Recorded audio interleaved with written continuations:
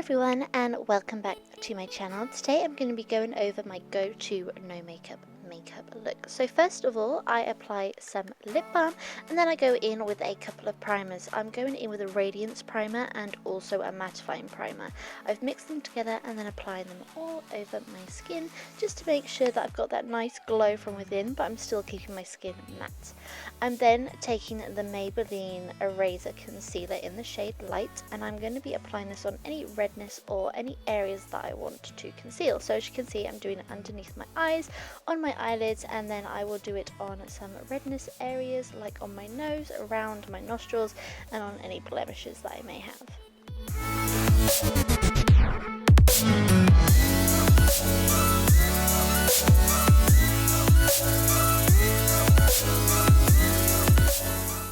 And then to blend this concealer out, I'm going in with a damp beauty blender and using pouncing pressing motions to make sure I still have that coverage and the product where I applied it, rather than swiping motions, which is going to remove the product that we've just placed.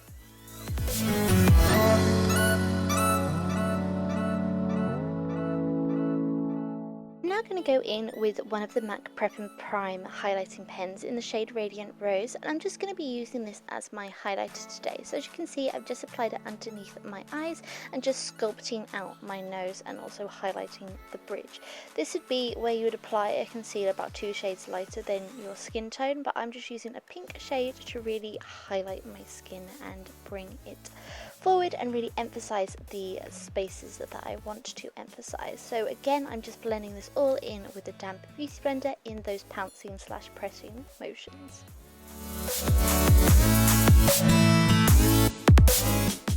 Taking this Master Contour Stick from Maybelline, and I'm first of all using the dark shade. I believe it's in the shade Light, but I will double check and put that in the description for you.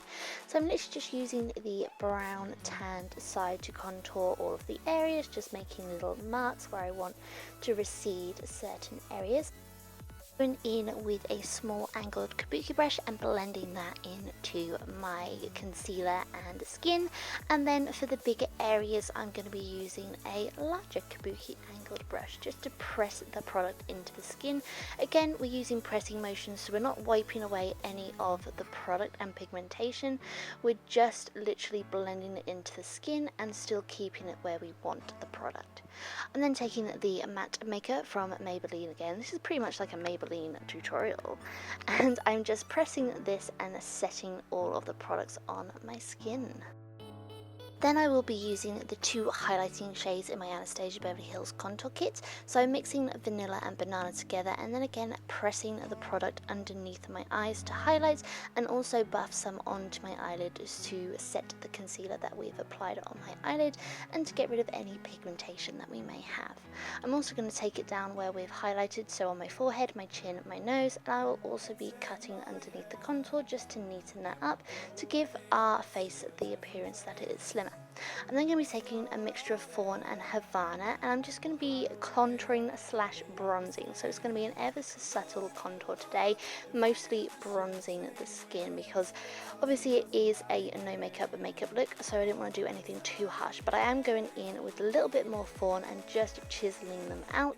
My face is a little rounder than I would like, so I do like to contour my face every day, and I will also be contouring the sides and tip of my nose.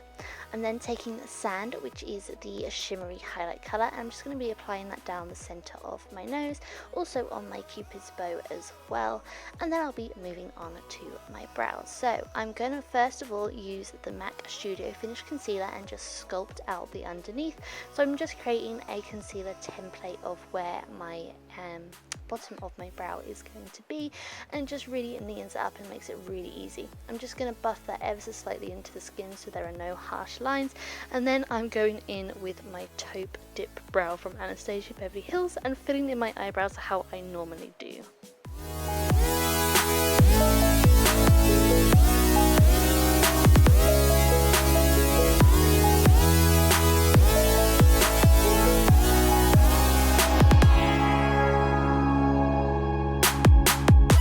No control over where we go, but we don't care to know. Ignorance is bliss.